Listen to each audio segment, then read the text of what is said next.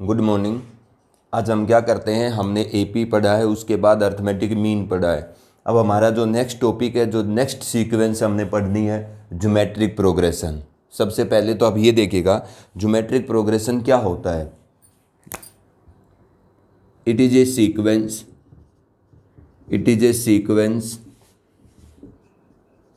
ठीक है, in which ratio of two consecutive terms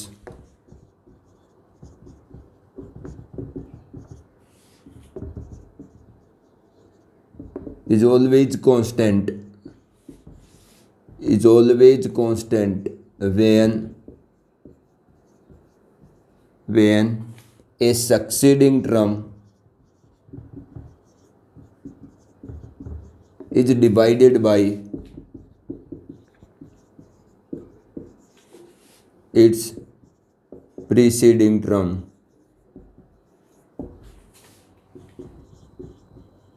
is known as a GP. अब देखिएगा, मैंने ये जीपी की डेफिनेशन लिखी है, इसको समझो पहले। क्या होती है जीपी? एक ऐसी सीक्वेंस जिसके अंदर दो कंजुकेटिव टर्म का जो रेशियो होता है वो हमेशा कांस्टेंट रहता है। कब?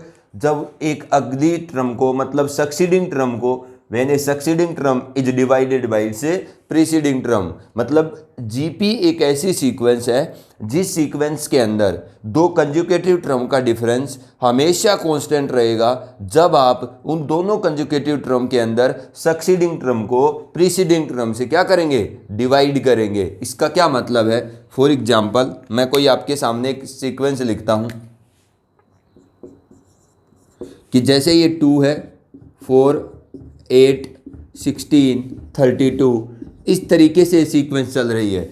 अब ये एपी भी हो सकती है, जीपी भी। ये कैसी सीक्वेंस है, कैसे चेक करेंगे आप? अगर ये जीपी होगी तो इसके अंदर दो कंजुकेटिव टर्म का जो रेशियो होगा वो हमेशा कांस्टेंट होगा। कब? जब सक्सीडिंग टर्म को प्रीसीडिंग से डिवाइड करोगे। देखो, दो कंजुकेटिव टर्म पिक करो, ये दो कंजुकेटिव टर्म है, इन दो कंजुकेटिव टर्म का रेशियो कैलकुलेट करो। कब? जब सक्सीडिंग को प्रीसीडिंग से डिवाइड करोगे। मतलब अगली टर्म को पिछली से डिवाइड करने पर जो रेशियो आएगा वो हमेशा कांस्टेंट रहेगा हर जगह। तो 4/2 कितना आता है? 2। कोई भी दो कंजुकेटिव टर्म पिक करो, 8 और 16, और दो कंजुकेटिव टर्म के अंदर सक्सीडिंग टर्म को प्रीसीडिंग से डिवाइड करो, कितना आता है? 2। कोई दो कंजुकेटिव टर्म पिक करिए और सक्सीडिंग टर्म को प्रीसीडिंग से डिवाइड करिए, कांस्टेंट रेशियो आता है 2। ये भी 2 आ रहा है। दो कंजुकेटिव टर्म पिक करिए और अगली टर्म को पिछली से डिवाइड करिए, कितना आता है? 2। इसका मतलब ये एक ऐसा सीक्वेंस है, ठीक है, जिसके अंदर दो कंजुकेटिव टर्म का रेशियो हमेशा कांस्टेंट रह रहा है जब हम सक्सीडिंग टर्म को क्या कर रहे हैं?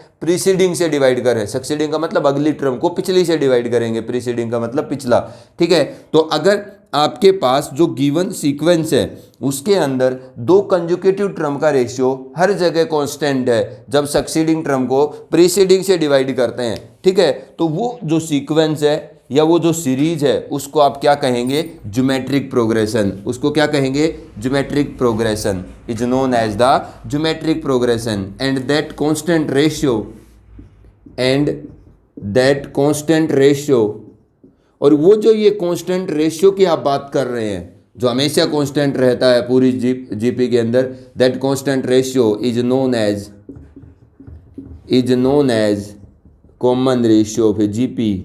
इस कांस्टेंट रेशियो को हम क्या कहते हैं? Common ratio of the GP. Geometric progression का कॉमन रेशियो बोला जाता है इस कांस्टेंट रेशियो को, जो दो कंजुकेटिव टर्म का पूरी सीक्वेंस के अंदर क्या रहता है? कांस्टेंट रहता है। This common ratio is known as the common ratio of the GP, ठीक है। मतलब ये कांस्टेंट रेशियो आपका क्या कहलाएगा? जीपी का कॉमन रेशियो। तो अब आपको समझ आ गया होगा कि जीपी एक ऐसी सीक्वेंस है जिसके अंदर दो कंजुकेटिव टर्म का रेशियो हमेशा कांस्टेंट रहेगा जब आप सक्सीडिंग टर्म को प्रीसीडिंग से डिवाइड करेंगे। मतलब एक ऐसी सीक्वेंस जिसके अंदर दो कंजुकेटिव टर्म का रेशियो हमेशा कांस्टेंट होगा जब आप अगली टर्म से किसको डिवाइड ना अगली टर्म को किससे डिवाइड करोगे? पिछली टर्म से। तो एक ऐसी सीक्वेंस जिसके अंदर दो कंजुकेटिव टर्म का रेशियो हमेशा कांस्टेंट हो जब हम किसी भी अगले टर्म को पिछली टर्म से डिवाइड करें, ठीक है, and that constant ratio is known as the common ratio of the GP. अब हम क्या करते हैं, जर्नल जीपी लिखते हैं। अब हम क्या लिखते हैं बेटा, जर्नल जीपी या जर्नल ज्योमेट्रिक प्रोग्रेशन लिखते हैं, ठीक है। जो हमारा जर्नल अरिथमेटिक प्रोग्रेशन था वो फर्स्ट टर्म ए और कॉमन डिफरेंस डी पे लिखा गया था। तो जर्नल जीपी जो लिखूंगा मैं, जर्नल जीपी किस पे लिखूंगा, फर्स्ट टर्म ए और जो वो कांस्टेंट रेशियो है जिसको आप कॉमन रेशियो कहते हो वो आर। तो हम एक जर्नल जीपी लिखते हैं जिसकी फर्स्ट टर्म ए होगी और जो वो कांस्टेंट रेशियो वो क्या होगा, आर। तो वो क्या होगी general GP, a r square बेटा, ए आर क्यूब, ऐसे ही चलती जाएगी ए आर की power 4 up to nth term क्या आएगा बेटा, a r raise to power n-1, ठीक है। This is a general GP.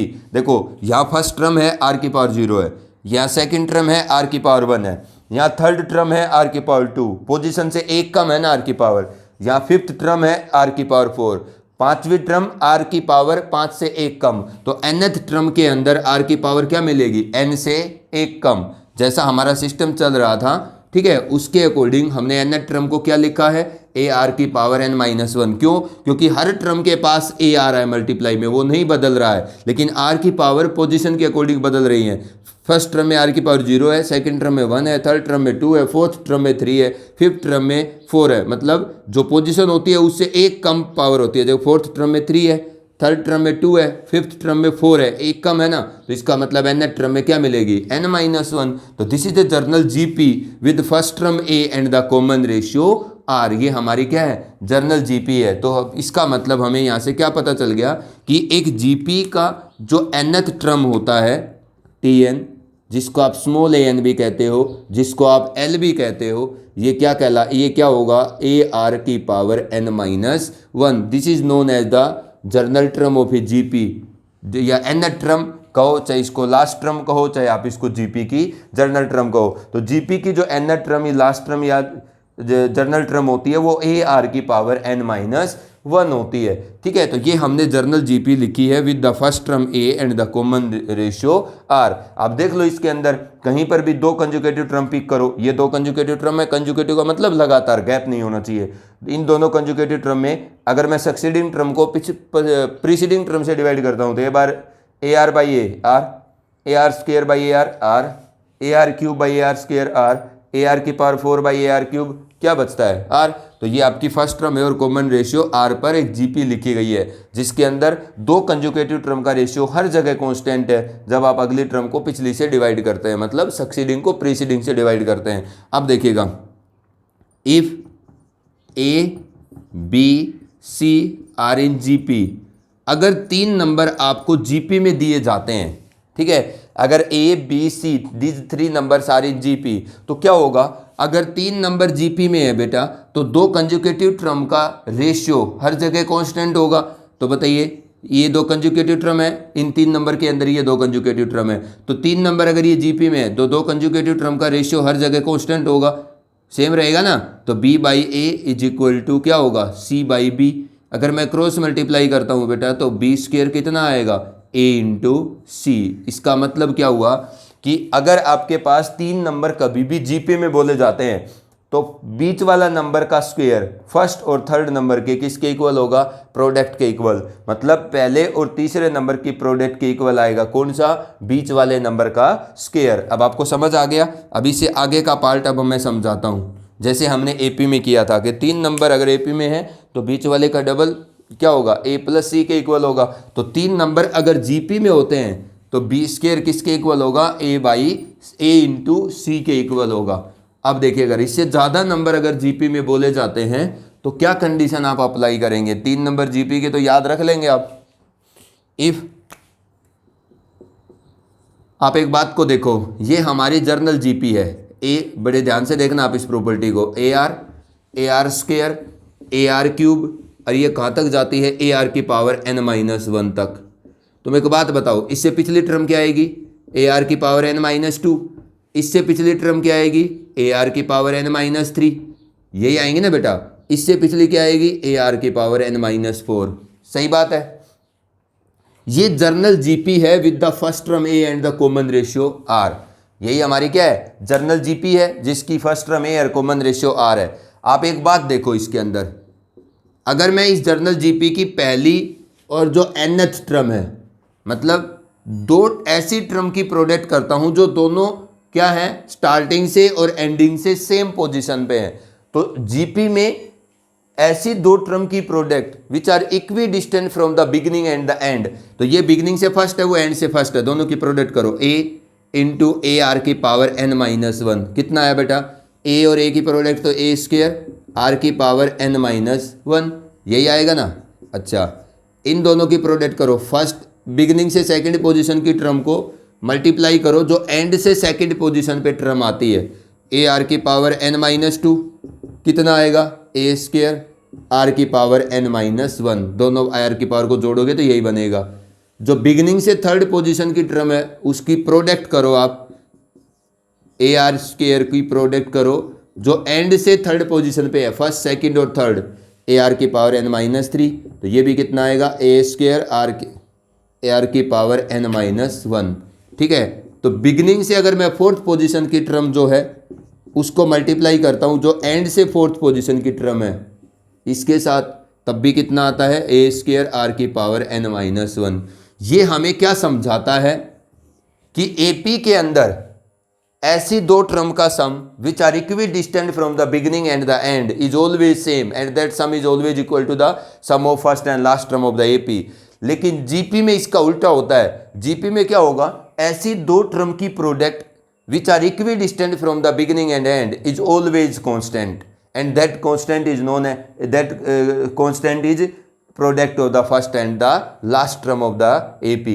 तो पहली और लास्ट टर्म की जो प्रोडक्ट आती है वही होती है ऐसी दो टर्म की product which are equidistant from the beginning and end, मतलब बिगिनिंग से और एंड से सेम पोजीशन की दो टर्म की अगर प्रोडक्ट करोगे जीपी में तो ऐसी दो टर्म की प्रोडक्ट सभी बराबर होंगी जो equi distant from the beginning और एंड होंगी जीपी के अंदर, ठीक है। तो अगर ये आपके पास ये पैटर्न है इसको समझ जाना आपके पास कि अगर आपके पास जो जीपी है उसके अंदर क्या होता है, ऐसी दो टर्म की product which are equidistant from the beginning and the end is always same and that same quantity is the product of first and last term of the GP, ये याद रखना आप। अब अगर देखेगा if a b c d are in GP, अगर ये 4 number GP में है तो मैं क्या अप्लाई करूंगा बेटा, क्या अप्लाई करेंगे, पहले और लास्ट वाले नंबर की प्रोडक्ट ए इंटू डी किसके इक्वल होगी, बी इंटू सी के इक्वल, ये दोनों आपके पास क्या आएंगे, इक्वल आएंगे, समझ में आ गई। अब देखो अगर 5 नंबर जीपी में है a b c d e are in GP, यही प्रॉपर्टी अप्लाई करेंगे ना हम, ऐसी दो टर्म की product which are equidistant from the beginning and and is always same, तो ए और ई की प्रोडक्ट किसके इक्वल होगी, बी इंटू डी के। अब बीच में एक बच रहा है तो एपी में जब आपके पास इक्वी डिस्टेंट पे जो टर्म होती थी उनका सम कांस्टेंट होता था, यहाँ पर प्रोडक्ट कांस्टेंट होगी, तो अगर ओड टर्म है तो एपी में तो उसके डबल के इक्वल हो जाती थी जब पेयर में नहीं आती थी, यहाँ पर क्या होगा, स्क्वायर के इक्वल, तो ये आपके पास एग्जिस्ट करेगा, ठीक है। अब ऐसे ही आप आगे लिख सकते हैं, तो एपी के अंदर ऐसी दो टर्म का sum which are equidistant from the beginning and and is always same, ठीक है, and that equal to the first and last term of the AP. और जीपी में क्या होता है, ऐसी दो टर्म की product which are equidistant from the beginning and and is always same, ठीक है। अगर इवन नंबर ऑफ टर्म आती है तो ये पेयर बन जाते हैं, ऐसी दो टर्म की प्रोडक्ट के जो बिगिनिंग से और एंड से सेम पोजीशन पे हैं, और अगर ओड नंबर ऑफ टर्म है तो सारे पेयर नहीं बनते, तो सारे पेयर नहीं बनते तो जो बच जाता है बिना पेयर के उसके स्क्वायर के इक्वल होंगी वो पेयर की प्रोडक्ट, समझ गए। तो आपने इस प्रॉपर्टी को याद रखना है, जो जीपी की प्रॉपर्टी होती है ऐसे ही एपी की होती है, एपी के अंदर सम कांस्टेंट होता है, जीपी के अंदर ऐसी दो टर्म की product which are equidistant from the beginning and and is always same, ठीक है। अब देखो मैं क्वेश्चन करता हूं बेटा, वो कहता है कि आपके पास find the 10th term, the second term of a GP is 4। पहले एक आसान सा क्वेश्चन करते हैं, अभी मैं क्या करूंगा, एक्सरसाइज 9.5, ठीक है ना, इसको स्टार्ट करता हूं, और इसका जो 9.5 इसका फर्स्ट क्वेश्चन जो है उसका थर्ड पार्ट कर रहा हूं, the second term of a GP is 4। अगर वो आपसे क्या कहता है, the second term of a GP the second term of a GP is 4। ठीक है, एक जीपी की जो सेकेंड टर्म है वो 4 है। The second term of GP is 4 and the fourth term is 64 and the fourth term is 64। Find the common ratio of the GP. Find the common ratio. आप GP का क्या calculate करो, common ratio calculate करो। कैसे calculate करेंगे, ये जिस GP की बात कर रहा है उस जीपी की आपको सेकंड टर्म बता रहा है, उस जीपी की फोर्थ टर्म बता रहा है, उस जीपी का कॉमन रेशियो पूछ रहा है। तो ये जिस जीपी की बात कर रहा है, मैं मान लेता हूं जीपी का फर्स्ट टर्म ए है और कॉमन रेशियो क्या है, आर है, क्योंकि मुझे नहीं पता अभी तो कुछ भी। तो जिस जीपी की ये बात कर रहा है उसका फर्स्ट टर्म ए मान लेते हैं, कॉमन रेशियो आर मान लेते हैं। पहले उसने क्या किया कि जीपी की जो सेकंड टर्म है वो कितनी है, 4। एक चीज और दी उसने कि इस जीपी की फोर्थ टर्म कितनी है जिसकी बात हो रही है, 64। ठीक है, अब हमारे पास हमारी जिस जीपी की हम बात कर रहे हैं उसकी सेकंड टर्म और फोर्थ टर्म है। किसी जीपी की nth टर्म क्या होती है, ए आर की पावर n-1। अब आप ये याद रखेंगे। ठीक है, तो सेकंड टर्म निकालूंगा तो n की जगह 2 रखूंगा ना, तो कितना आएगा, ए आर की पावर 2-1 4। T4 कितना आएगा, Tn से T4 निकालो, ए आर 4-1, ए आर की पावर n-1 होती है nth टर्म 64। इसका मतलब आपको ए आर दिया है वो 4 है। ठीक है, और ए आर क्यूब की वैल्यू कितनी है, 64। दो चीजें आपको गिवन है, मतलब ए और आर के दो एक्सप्रेशन आपको उस जीपी का कॉमन रेशियो कैलकुलेट करना है। तो आपने क्या करना है, ये फर्स्ट इक्वेशन, ये सेकंड। ठीक है, तो आप क्या कर दो कॉमन रेशियो निकालने के लिए, divide the equation second by first. आप पहली इक्वेशन को दूसरी से डिवाइड करो या दूसरी को पहले से डिवाइड कर दो, एक ही बात है। Divide equation second, A r cube by a are कितना होगा, 64 डिवाइड बाई 4। मैंने इस इक्वेशन को इससे डिवाइड किया, ए से ए कैंसिल, आर से आर कैंसिल, तो r square is equal to 4 × 4, 4 × 6 = 24, तो 16। आर कितना आएगा बेटा, 4, दैट इज +-4। ठीक है, तो इस जीपी का जो कॉमन रेशियो है वो अगर ए और आर के आपको दो एक्सप्रेशन मिल जाते हैं तो आप दोनों को आपस में डिवाइड करेंगे तो कॉमन रेशियो पता चल जाएगा। वहाँ ए और डी के दो एक्सप्रेशन मिलते थे तो आपको ए और डी ऐड सब्ट्रैक्ट करके निकालना पड़ता था। यहाँ पर क्या करेंगे आप, तो डिवाइड कर देंगे ए और आर के दो एक्सप्रेशन को। नेक्स्ट देखिएगा, in a GP the third term is 24। In a GP the third term is 24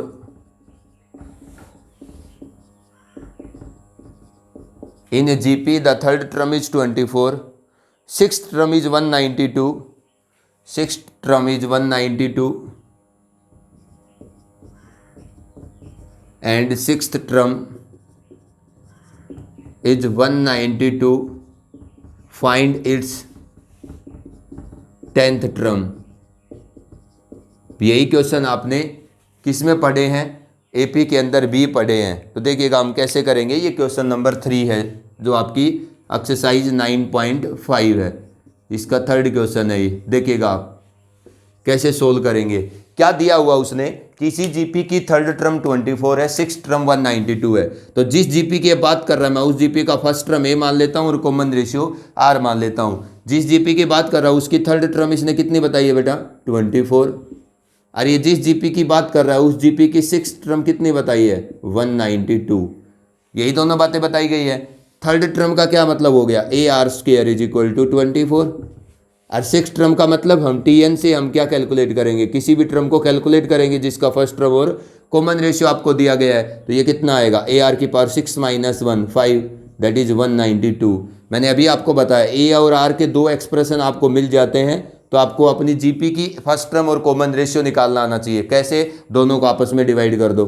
ठीक है ना, तो ए आर की पावर 5 को डिवाइड करो ए आर स्क्वायर से, 192 डिवाइड बाई 24, 2 से 12, 2 9 = 18, 2 6 = 12।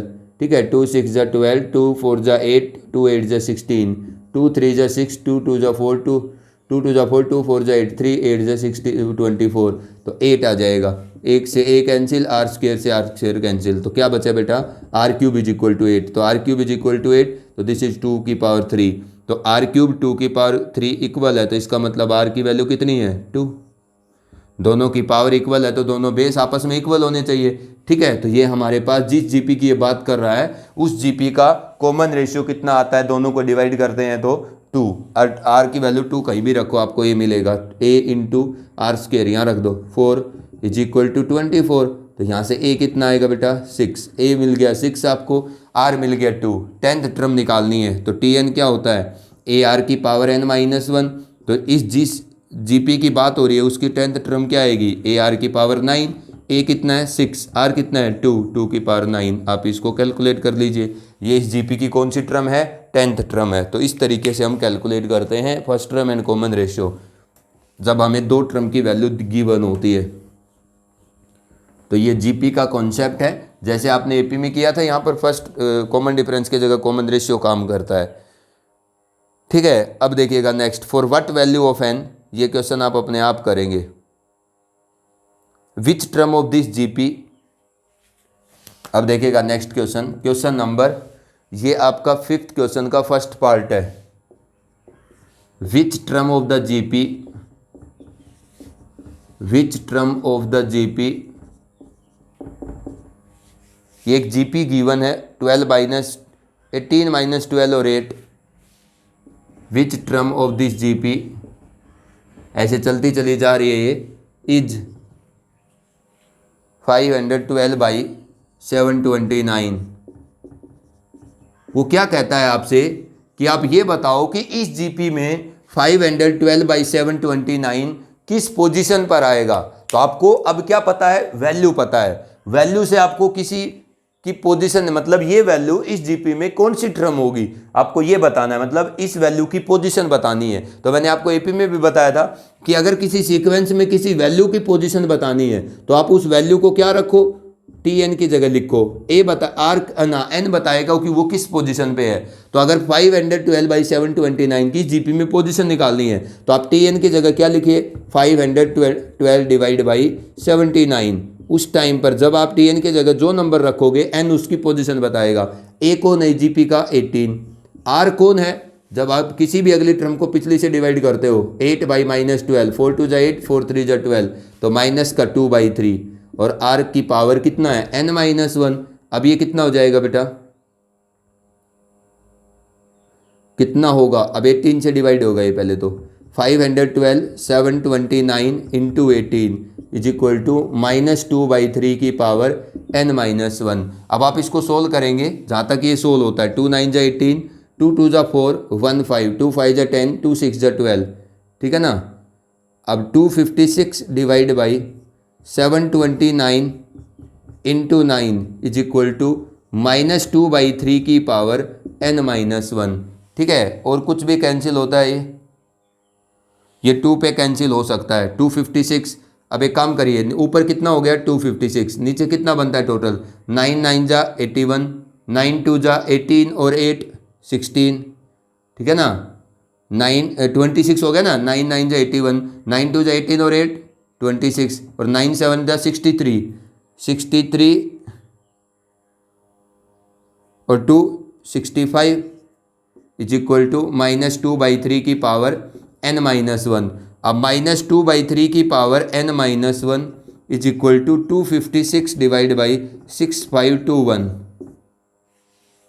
ठीक है, 9 9 जा 81, 9 2 जा 18 और 8 26, और 9 7 जा 63 और 2 65। अब ये देखो ये 3 की कितनी पावर है, ये 3 की पावर नहीं है। अब किसी भी तरीके आपने क्या करना है, अब इसको सोल्व कर लेना अपने आप। ठीक है, 512/729 है तो टी एन की जगह 512/729 रखेंगे आप। ए कौन है इस जीपी का, इसका ए जो है वो क्या नाम है 18 है, डी आएगा वो 8/-12, तो माइनस का 2/3 आएगा। ठीक है ना। अब इससे आपने क्या कैलकुलेट करना होगा, एन कैलकुलेट करना होगा। तो कुछ ना कुछ गड़बड़ लग रही है मेरे को, इसको एक बार फिर कर देते हैं। कुछ ना कुछ वैल्यू गलत लिखी है या तो, अब देखो अभी पता चल जाएगा। 18 - 12 एंड 8, आपको t n is equal to, concept वही है, ए आर की पावर n-1, आपको क्या कैलकुलेट करना है, इसकी पोजीशन निकालनी है। 512 डिवाइड बाई 729 ही है। अब देखो Tn क्या लिखा है हमने, 512 divide by 729 is equal to a कौन है 18, आर कौन है बेटा इसका माइनस का 2/3, उसकी पावर कितनी है n-1, ठीक है ना। अब देखिएगा ये आपके पास इतना रिजल्ट आता है। अब मैं क्या करूं, इसको तो क्या लिखेंगे आप, अगर मैं 512 डिवाइड बाई 729 के नीचे 18 को लेकर के आता हूं, that is equal to minus का 2/3 का पावर n-1, तो -2/3 की power n-1 is equal to 512 divide by 729 into 18, ठीक है। अगर इसी के साथ आप सिंप्लीफाई करेंगे